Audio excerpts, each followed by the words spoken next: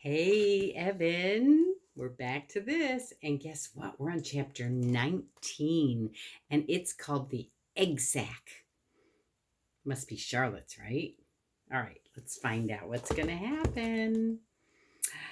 Next morning, when the first light came into the sky and the sparrows stirred in the trees, when the cows rattled their chains and the rooster crowed and the early automobiles went whispering along the road, Wilbur awoke and looked for Charlotte. He saw her up overhead in a corner near the back of his pen. She was very quiet. Her 8 legs were spread wide. She seemed to have shrunk during the night.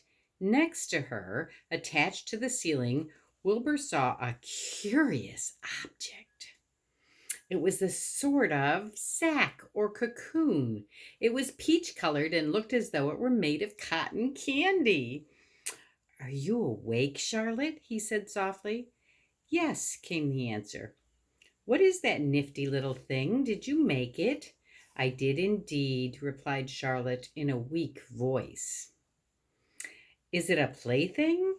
"Plaything? I should say not. It is my egg sac, my magnum opus." "I don't know what a magnum opus is," said Wilbur. "That's Latin," explained Charlotte. "It means great work. This egg sac is my great work, the finest thing I have ever made." "What's inside it?" asked Wilbur. "Eggs?" 514 of them," she replied. 514, said Wilbur. "You're kidding." And there she is with her egg sac. She does look little. That egg sac is big, isn't it? All right. "No, I'm not. I counted them. I got started counting, so I kept on, just to keep my mind occupied." "It's a perfectly beautiful egg sac," said Wilbur, feeling as happy as though he had constructed it himself. "Yes, it is pretty," replied Charlotte, patting the sack with her 2 front legs. "Anyway, I can guarantee that it is strong. It's made out of the toughest material I have. It's also waterproof. The eggs are inside and will be warm and dry." "Charlotte," said Wilbur dreamily, "are you really going to have 514 children?" "If nothing happens, yes," she said. "Of course, they won't show up until next spring." Wilbur noticed that Charlotte's voice sounded sad. "What makes you sound so downhearted? I should think you'd be terribly happy about this." "Oh, don't pay any attention to me," said Charlotte. "I just don't have much pep anymore. I guess I feel sad because I won't ever see my children." "What do you mean you won't see your children? Of course you will. We'll all see them. It's going to be simply wonderful next spring in the barn cellar with 514 baby spiders running around all over the place, and the geese will have a new set of goslings, and the sheep will have new lambs." "Maybe," said Charlotte quietly. "However, I have a feeling I'm not going to see the results of last night's efforts. I don't feel good at all. I think I'm languishing, to tell you the truth." Wilbur didn't understand the word languish, and he hated to bother Charlotte by asking her to explain, but he was so worried he felt he had to ask. "What does languishing mean?" "It means I'm slowing up, feeling my age. I'm not young anymore, Wilbur. But I don't want you to worry about me. This is your big day today. Look at my web. Doesn't it show up well with the dew on it?" Charlotte's web never looked more beautiful than it looked this morning. Each strand held dozens of bright drops of early morning dew, and the light from the east struck it and made it all plain and clear. It was a perfect piece of designing and building. In another hour or two, a steady stream of people would pass by, admiring it and reading it and looking at Wilbur and marveling at the miracle. As Wilbur was studying the web, a pair of whiskers and a sharp face appeared. Slowly, Templeton dragged himself across the pen and threw himself down in a corner.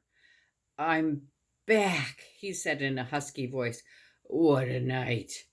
The rat was swollen to twice his normal size.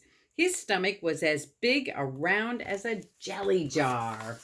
Oh my gosh, look at Templeton. He is as big around as a jelly jar. I think he ate too much. What do you think? What a night, he repeated hoarsely. What feasting and carousing! A real gorge! I must have eaten the remains of 30 lunches. Never have I seen such leavings, and everything well ripened and seasoned with the passage of time and the heat of the day. It was rich, my friends, rich. You ought to be ashamed of yourself, said Charlotte in disgust. It would serve you right if you had an acute attack of indigestion. Don't worry about my stomach, snarled Templeton. It can handle anything. And by the way, I've got some bad news. As I came past that pig next door, the one that calls himself Uncle, I noticed a blue tag on the front of his pen.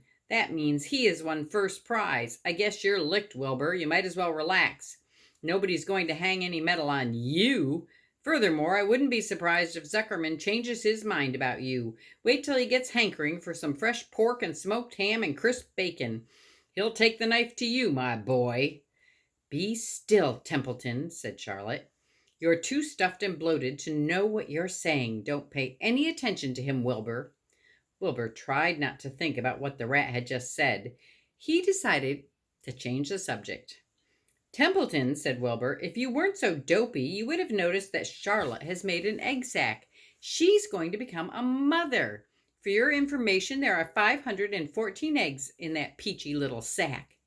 Is this true? Asked the rat, eyeing the sack suspiciously. Yes, it's true, sighed Charlotte. Congratulations, murmured Templeton. That has been a night. He closed his eyes, pulled some straw over himself, and dropped off into a deep sleep. Wilbur and Charlotte were glad to be rid of him for a while. At 9 o'clock, Mr. Arable's truck rolled into the fairgrounds and came to a stop at Wilbur's pen. Everybody climbed out. Look, cried Fern. Look at Charlotte's web. Look what it says. The grown-ups and the children joined hands and stood there studying the new sign. Humble, said Mr. Zuckerman.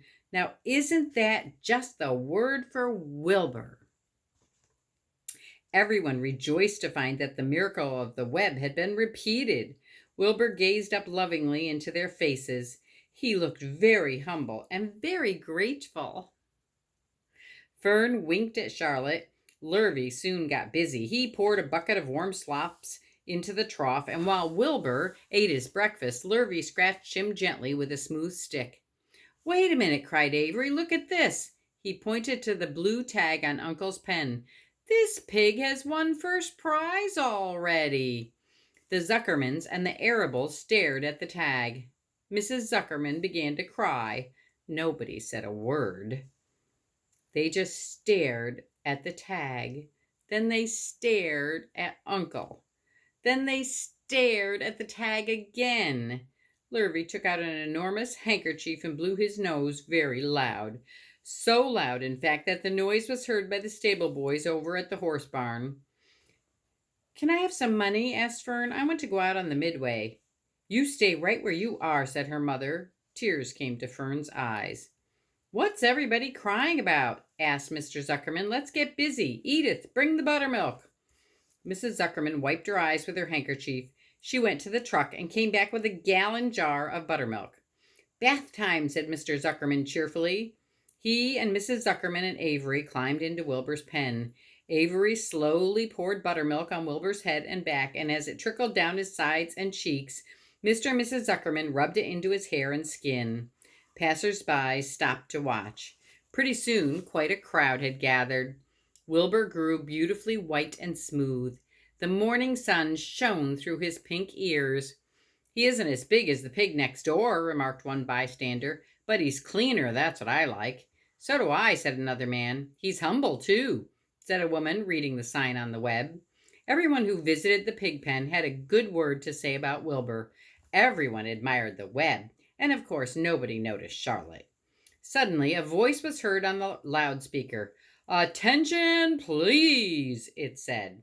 Will Mr. Homer Zuckerman bring his famous pig to the judge's booth in front of the grandstand? A special award will be made there in 20 minutes.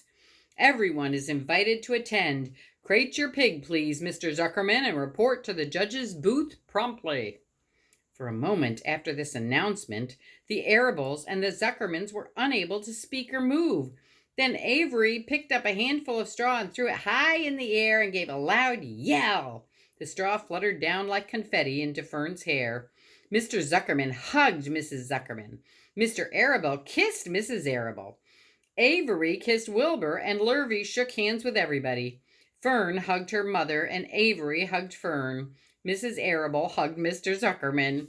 Up overhead in the shadows of the ceiling, Charlotte crouched unseen,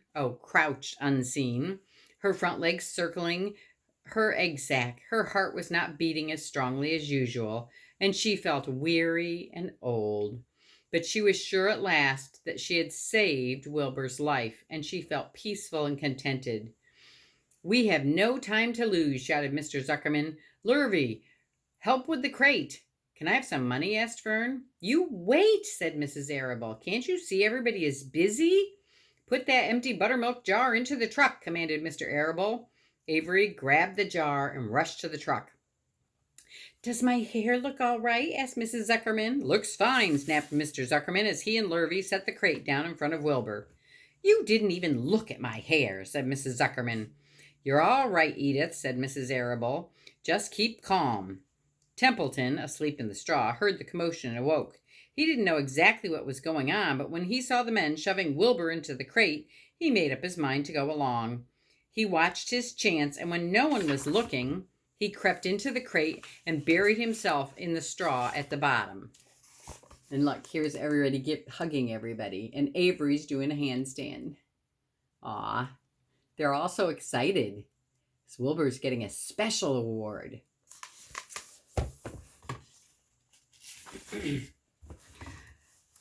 "All ready, boys?" cried Mr. Zuckerman. "Let's go!" He and Mr. Arable and Lurvy and Avery grabbed the crate and boosted it over the side of the pen and up onto the truck. Fern jumped aboard and sat on top of the crate. She still had straw in her hair and looked very pretty and excited. Mr. Arable started the motor. Everyone climbed in, and off they drove to the judge's booth in front of the grandstand. As they passed the Ferris wheel, Fern gazed up at it and wished she were in the topmost car with Henry Fussy at her side. Whoa, that was an exciting chapter, wasn't it? Can't wait to see what's going to happen next. All right, my boy, I love you so much. I love you as much as all the hay on all the farms in the whole wide world. That's a lot of loving. All right, I will see you again soon. Mwah. Sweet dreams.